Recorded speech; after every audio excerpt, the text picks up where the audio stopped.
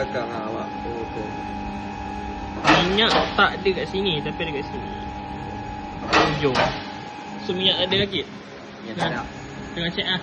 Baca ada leaking belakang. Mau tengok leaking. Ada di belakang. Tu nampak tu. Di atas. Ada leaking.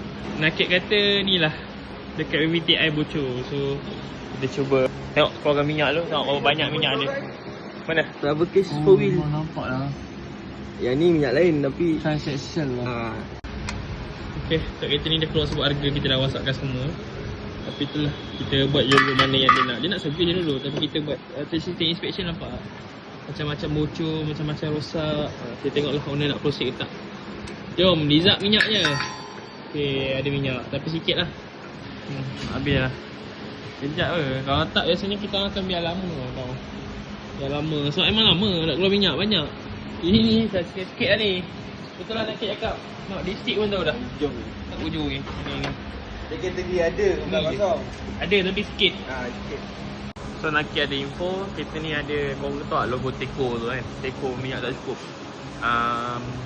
Bila owner break, logo tu keluar, lampu tu keluar. So Naki kata itu adalah penyebab kita boleh tahu awal minyak hitam tak cukup dalam enjin And then kalau dia tak parah, dia akan jadi macam tu lah. Dia akan jadi kejap keluar, kejap tak. Tapi kalau dia parah, dia akan stay. Maksudnya minyak korang tak cukup dalam enjin. Parah enjin korang. Turbo pun dah nak on the way tu. So yang mana nak datang buat inspection boleh joroja kita. Nanti sedia membuat TCT inspection dengan baik, insyaAllah. Yang belah kiri ni dah out. Belah kiri pula, belah kanan.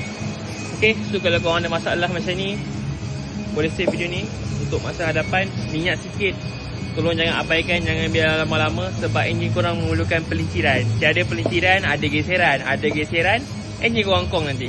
Okay, boleh like, follow dan share video ni. Kalau rasa bermanfaat, boleh share lah kat kawan-kawan. Janganlah bagi minyak sikit, tinggal sikit macam ni. Ini nak buat apa? Ini nak rosakkan enjin namanya. Bye, Assalamualaikum. Pumpam.